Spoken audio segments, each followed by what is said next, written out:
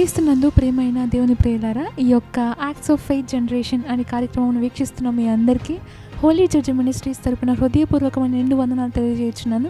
అందరికీ వందనాలు. ఈరోజు దేవుడు మనతో ఏ అంశం మాట్లాడబోతున్నాడో చూద్దాం.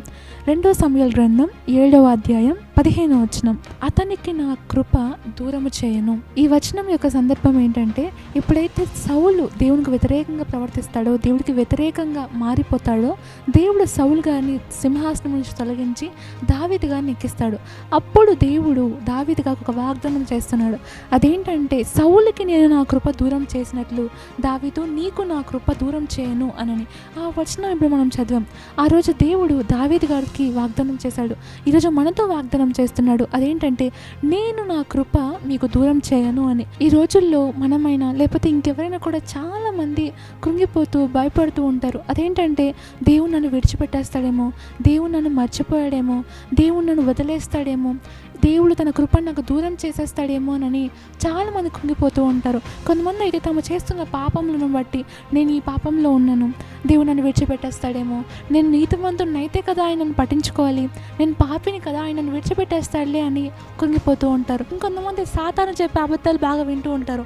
ఎప్పుడైతే పాపంలో పడిపోతామో, ఎప్పుడైతే మనం దేవునికి దూరంగా వెళ్ళిపోతామో, సాతాను వచ్చేస్తాడు. నువ్వు పడిపోయావు కదా కాబట్టి దేవుడు నిన్ను విడిచిపెట్టేస్తాడు, నువ్వు నీతిగా ఉంటే ఆయన నిన్ను ప్రేమిస్తాడు కదా, నువ్వు పడిపోయావు కాబట్టి ఆయన నిన్ను విడిచిపెట్టేస్తాడని వాడు చెప్తూ ఉంటాడు. ఆ మాటలని వినేసి నిజమే కదా, ఆయనను విడిచిపెట్టేస్తాడు, ఎందుకంటే నాకు ఆయన ఎన్నో కార్యాలు చేశాడు, కానీ అట్లీస్ట్ నేను ఆయన కోసం బ్రతకలేకపోతున్నానని చెప్పి దాన్ని బట్టి కుంగిపోతూ ఉంటారు. దేవుడు చెప్తున్న మాట ఏంటంటే, నా కృపని నేను మీకు దూరం చేయను అని బైబిల్లో ఉంటుందండి.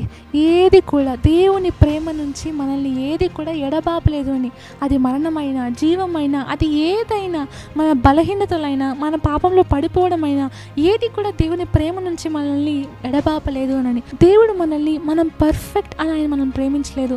He loved us not because that we are perfect, he loved us because we are his. మనం ఆయన వారం కాబట్టి ఆయన మనల్ని ప్రేమిస్తున్నాడు. అంతేకాని మనం పర్ఫెక్ట్ అని, నీతిమంతులమని, భక్తిపరులమని ఆయన మనల్ని ప్రేమించట్లేదండి. ఆయన వారం కాబట్టి మనం మనుషులంగా ఉన్నప్పుడు, శరీరంలో ఉన్నాం కాబట్టి బలహీన పడినప్పుడు కృంగిపోకుండా, పడిపోయామని కృంగిపోకుండా, మరలా లేచి ప్రయత్నించడానికి, లేచి మరలా పరిగెత్తడానికి, లేచి మరలా పోరాడడానికి మనం ప్రయత్నించాలి. దేవుడు చెప్తున్నమాట, నా కృప మీకు ఎప్పటికీ దూరం చేయను, నా కృపని నిరంతరం ఉండు, ఆయన కృప నిరంతరం ఉండునండి. జస్ట్ మీరు ఏం చేయాలంటే, దేవుని సన్నిధికి వచ్చి, ప్రభువా నేను పాపం చేశాను, మీకు విరోధంగా పాపం చేశాను, నాకు పాపంలో ఉండాలని లేదయ్యా, ఈడబడిపోతున్నానయ్యా అని మీరు ప్రార్థన చేస్తే నమ్మదగిన దేవుడు. బైబిల్లో ఉందండి, మీరు మీ పాపంలో ఒప్పుకొని నేడలా ఆయన నమ్మదగిన వాడు, నీతిమంతుడు కనుక మిమ్మల్ని క్షమించి, మీ పాపములను క్షమించి సమస్త దుర్నీతి నుండి పవిత్రులనుగా చేయనని వాక్యం సెలవిస్తుంది. అలానే అతిక్రమములు దాచిపెట్టువాడు వర్ధిల్లడు, కానీ వాటిని ఒప్పుకొని విడిచిపెట్టువాడు కనికరం పొందును. మీరు చేయాల్సింది ఏంటంటే, జస్ట్ మీ పాపంను ఒప్పుకొని ప్రభువా నన్ను కడుగు అంటే, హిమమ్మ కంటే తెల్లగా మీ పాపములన్నింటినీ కడిగి మీకు నూతన జీవితాన్ని ఆయన అనుగ్రహిస్తాడు. కాబట్టి జరిగిపోయిన దాన్ని బట్టి కృంగిపోకుండా మిమ్మల్ని మళ్ళీ దేవుడు లేవనెత్తుతాడు. ఆయన కృపను మీకు ఎప్పటికీ దూరం చేయడు. అలాగని ఇప్పుడు మీరు అనొచ్చేమో, దేవుని కృప మనకు తోడుగా ఉంది కాబట్టి మనం ఏదైనా చేసుకోవచ్చా, ఏ పాపమైనా చేయొచ్చా, మన ఇష్ట ప్రకారం జరిగించవచ్చా, ఆయన కృప ఉందని అంటే డెఫినెట్లీ కాదండి. Grace it is not a license to sin, but it is a reason to rise.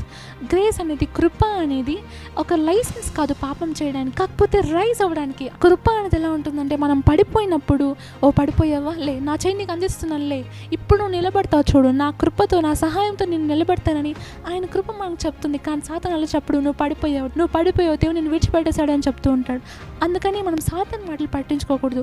దేవుడు మనకు క్షమించే దేవుడిని మనం కలిగి ఉన్నాం కాబట్టి బలహీన పడినప్పుడు, తొట్రు పడినప్పుడు కృంగిపోకుండా, నా దేవుడు నాకు తోడుగా ఉన్నాడని విశ్వాసంతో మనం పైకి లేద్దాం.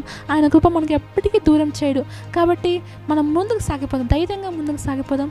ఆయన కృప మనకు తోడుగా ఉంది. ఆయన కృప నిరంతరం ఉండండి. ఈరోజు ఉంటుందా, రేపు ఉంటుందని కాదు, ఆయన కృప నిరంతరం ఎల్లప్పుడూ ఉంటుంది. కాబట్టి మనం దాన్ని మిస్యూజ్ చేసుకోకూడదు. కృపని మిస్యూజ్ ఎలా చేసుకుంటారంటే, ఆయన క్షమిస్తున్నాడు కదా, ఆయన కృప చూపుతున్నాడు కదా అని పౌలు గారు అంటారు.